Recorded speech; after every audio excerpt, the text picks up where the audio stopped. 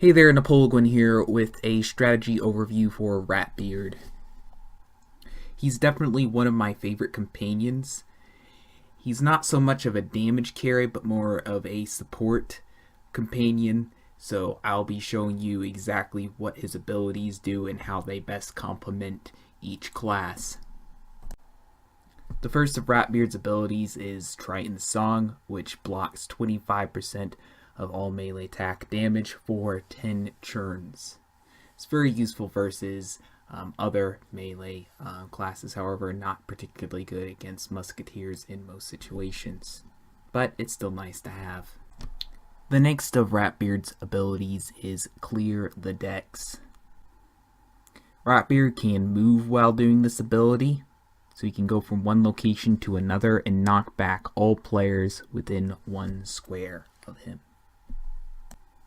Something else unique about this ability is that the damage completely ignores Leviathan's Call and Kraken's Lament and Triton's Song as well, and Triton's Chorus. So this completely ignores it. Something useful you might want to know.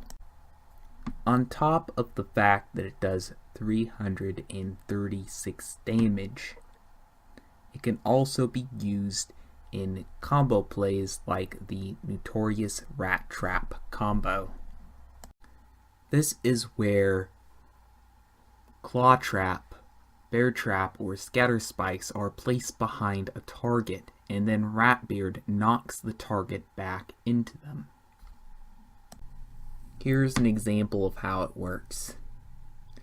Something important to note is that it completely ignores all the protections that I mentioned earlier, and you can use it in conjunction with bombs. You can knock the player back into Overwatch, you can knock them into Hold the Line, you can knock them back so they have to run back into Overwatch or Hold the Line.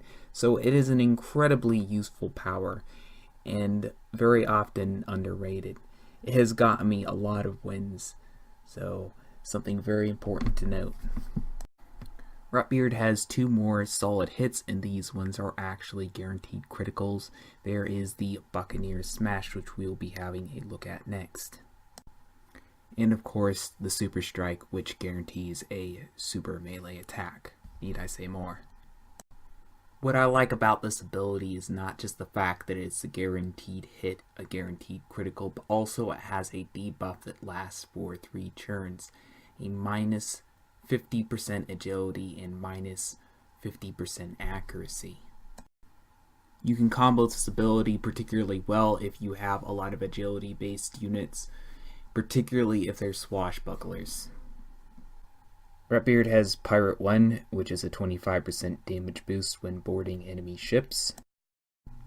And he also has rank 2 Turn the Tide, which gives a plus 25 weapon power and plus 25 accuracy when he's below half health. Here's one way to set up your Ratbeard. I suggest using this setup when you are a Musketeer running Overwatch 3. If that is not the case, I suggest using the second setup I'm about to show you. For this setup, you will want to give your Ratbeard First Strike rank 3. This is to counter hidden attacks, particularly from Contessa's hidden backstab and other swashbucklers.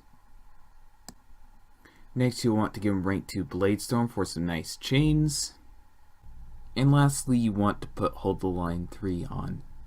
This is incredibly useful because it reduces dodge by 50% and is even better when you can combine him with Overwatch 3 from a Musketeer. Here's the best setup for talents for obvious reasons: rank 4 accurate, rank 4 dodge, rank 4 rough, rank 4 tough, and rank 4 strength, and it is exactly the same for the other setup as well. Here's the second and most commonly used Ratbeard setup. To start out, you will want Hold the Line 2, then give him rank 3 First Strike, and lastly rank 3 Repel Borders. As I said before, give it the exact same talents for obvious reasons. This particular setup for Ratbeard is really good for stopping Buccaneers, because it does have Hold the Line 2, which actually keeps them from getting to their destination, but it also has Repel Borders 3, which reduces their accuracy. And because the Ratbeard doesn't have any Blade Storms, Vengeance Strike will trigger after the unit has its accuracy reduced, making this setup for Ratbeard really, really useful. As I said before in my other videos, these are just some setups I use myself and a lot of really good players use. You do you. Whatever gets you wins, that's probably the best setup you can use. You don't have to blindly use one of my setups just because I said it was good. Okay.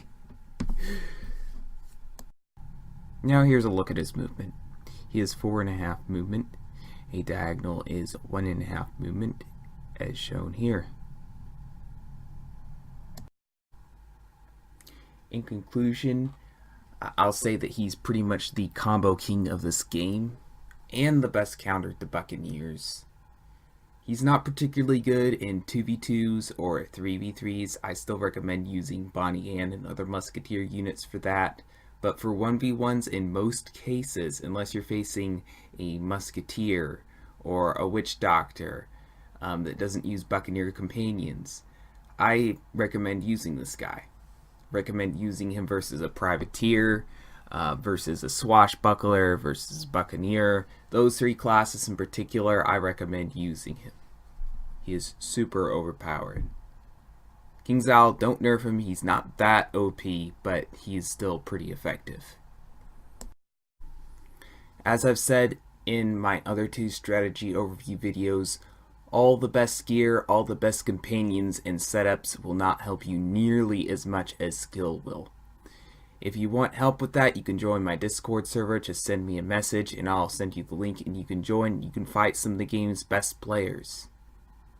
And it will help you a lot more than these guides will. At any rate, I'm your Emperor and General Napoleguin. Have a fun day in the spiral, and I'll see you guys in another video. Peace.